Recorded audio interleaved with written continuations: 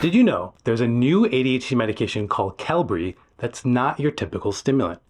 It's making waves in ADHD treatment, but is it really better than our tried and true options? Today, we're diving deep into Qelbree, breaking down its unique mechanism and potential side effects.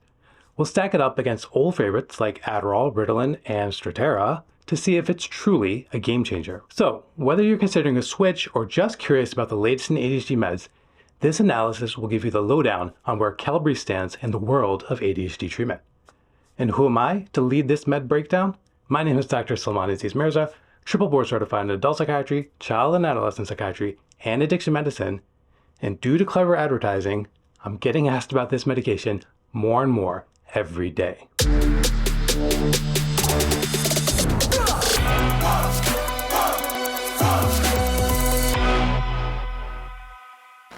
All right, let's talk about Qelbree, the new kid on the ADHD medication block. It's doing things a bit differently. You might be thinking, we already have non-stimulant ADHD meds, so what's the big deal? Well, Qelbree has some tricks that make it stand out. Qelbree, generic name of viloxazine, is what scientists call a selective norepinephrine reuptake inhibitor. In simple terms, it helps keep more of a couple brain chemicals around. It targets something called the norepinephrine transporter, which is super important for helping you focus and pay attention. By keeping more norepinephrine in your brain, Qelbree helps improve these skills. But Qelbree doesn't stop there. It also works with serotonin, which is unusual for an ADHD med. The dual action on both norepinephrine and serotonin is pretty special. To get a little bit more technical, Qelbree acts like a partial agonist at one type of serotonin receptor and an antagonist at another. The unique way of working might be really helpful for some people. You know how sometimes you try medication and it just doesn't seem to work? Well, in a study, they found that Qelbree worked well even for people who hadn't had good results with stimulant medications before. That's exciting because it means Qelbree might be able to help people who thought they were out of options. Another cool thing about Qelbree is that it's designed to work all day long. It's an extended release medication, which means it slowly releases the medicine into your body over time. This can be really helpful because it keeps the level of the medicine steady in your body throughout the day. You don't get those ups and the downs that you might get with other traditional stimulants. Think about it like this. If other ADHD meds are like different flavors of ice cream, Qelbree is like a whole new dessert. It's a completely different approach. And for some people, this new approach might be just what they need. Now that we know that Qelbree is different, you might be wondering, can it really match up to the powerhouse stimulants? The answer might surprise you. Let's put Qelbree head to head with the gold standard of ADHD treatment, stimulant medications, and see who comes out on top. Stimulants ignite like a race car at the green light, while Qelbree builds momentum steadily like a seasoned marathoner. Adderall and Ritalin start working fast, usually within 30 minutes to an hour. Qelbree takes its time, about 1 to 6 weeks, to reach full effect. If you need help right away, stimulants might seem better. But speed isn't everything. What about effectiveness? Studies show that Qelbree can be just as good as stimulants for some people. It can help with ADHD symptoms like the old favorites do. A big plus, Qelbree has a lower risk of misuse or addiction compared to stimulants. Now, let's talk about side effects. Every medicine has them, right? With stimulants, you might feel jittery or have trouble sleeping. Some people say it's like drinking way too much coffee. Qelbree has its own set of side effects. You might feel sleepy, not want to eat as much, or feel tired. And because Qelbree was originally designed to be an antidepressant, you may have mood changes, upset stomach, headaches, sexual side effects, as well as, in rare cases, an increase in suicidal thoughts. Qelbree has a unique advantage though. It's not a controlled substance. This means it's easier for doctors to prescribe and for you to refill.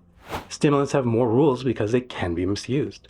We're also still in the midst of a stimulant shortage, so even being able to get the medication may be an issue. Qelbree doesn't have that problem, making things simpler for everyone. But it's not all sunshine and rainbows and unicorns. Qelbree's slow start can be tough if you need quick help. And while the side effects differ from stimulants, they can still be annoying. Some people might not like feeling sleepy or losing their appetite. So, who wins the showdown? It's not really about winning, it's about finding what works best for each person. Stimulants are still the best option for the majority of people. They work fast and have a long history. But Qelbree is proving to be strong too.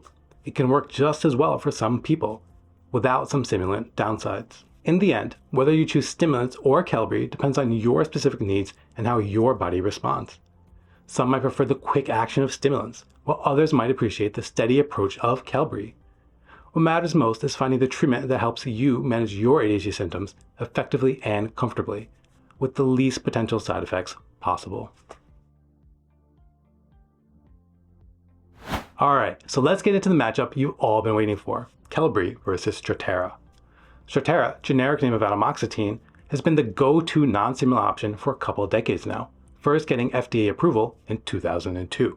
Both are heavy hitters in the non-stimulant arena for ADHD treatment, but they come with some key differences. So which one's right for you or your loved one? Let's break it down.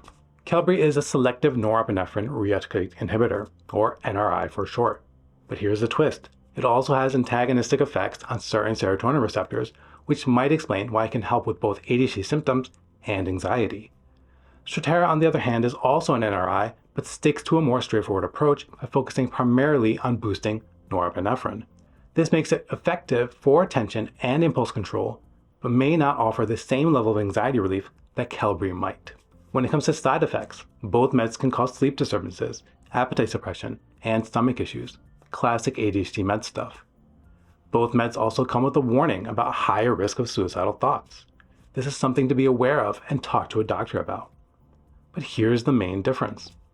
On one hand, Qelbree tends to cause less severe appetite suppression compared to Strattera, which is a win for kids and teens who already struggle with eating enough. However, Strattera has been around longer, so we've got a bigger data set on rare side effects like liver toxicity. It's rare, but something to keep an eye on. Qelbree's newer, so the long-term data isn't as deep. If you're looking for something that kicks in a bit faster, Qelbree might have the edge. Many patients report feeling a difference within the first week, while Strattera can take anywhere from 4 to 6 weeks to hit its stride. So if you're impatient, we get it, Qelbree might be more your style. One other difference comes in dosing of the medication. For Qelbree, kids start off with 100 milligrams and adults start off with 200 milligrams. Strattera works a little bit differently. The starting dose depends on how much you weigh. If you're under 70 kilograms, you start with half a mg for each kg that you weigh. If you're over 70 kilograms, or an adult, you start with 40 milligrams.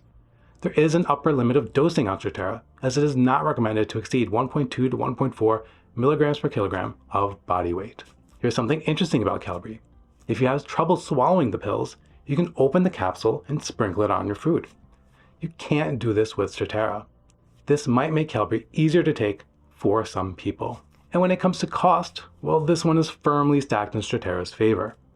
Since Qelbree is newer, there is no current generic version available, and insurance companies may not always cover it, meaning you may be paying over $400 a month for it. There may be some manufacturer coupons, so your cost may be less. Since Strattera is older, there is a generic available, which should be much cheaper overall. So, who might prefer Qelbree over Strattera? Well, if someone tries Strattera and had bad side effects, they might want to give Qelbree a shot. Or if Strattera just didn't work well for them, Qelbree could be worth a try, as there are some studies that show it may be a bit better. In my clinical practice, I usually do not start people off on Qelbree, mostly because of the cost concerns. However, the one case that sticks out in my mind is in the kid who did really well on Strattera but couldn't swallow the pill consistently. Being able to open the capsule and sprinkle it in their morning shakes made Qelbree the choice for them. It's also worth remembering that meds are just one part of the ADHD treatment. Many people find that a mix of medication, therapy, and lifestyle changes works best. So even if you find a med that works well, it's still good to look at other ways to manage ADHD too. So, is Qelbree the best ADHD med out there? Well, it's not that simple. Qelbree is a new option that works differently from other meds. It might be great for some people and not so great for others. The key is finding out what works best for you. For me as a prescriber, so far, I have not had any good experiences with it and only recommend it to use in those who have done well on Strattera but can't swallow the pills, which is a small niche, but still a niche that exists. I have not come across enough evidence or experience that makes me say that it's any better than Strattera if you are going the non-stimulant route. Compared to stimulants for ADHD, well, there's a reason that Strattera is still considered a third-line option for its management. Overall, Qelbree gets a thumb down from me. Thanks for watching, and I hope you learned a little something. Don't forget to like, subscribe, and share, and drop your own experiences in the comments below with Qelbree or Strattera. And oh yeah, if you want to learn more about that one, Strattera, make sure to check out my Strattera breakdown in the video below. Until next time, be safe and be well.